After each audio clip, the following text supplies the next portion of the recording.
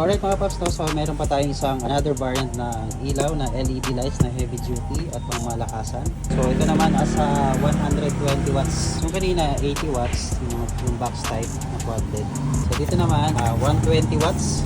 Yung meron siyang 1, 2, 3, 4, 5, 6 na LED. Estimated nasa 4 inches yung bracket niya. Magaan. So meron din siya yellow lens. No? So yung maganda dito, plug and play.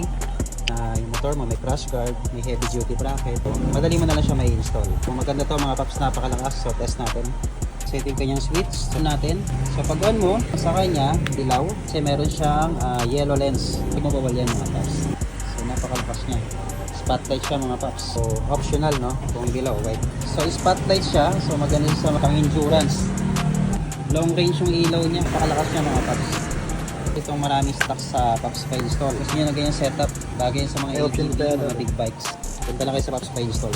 By the way, meron din siyang blinker, okay? So may 3 modes siya ng blinker. Test naman natin yung isa.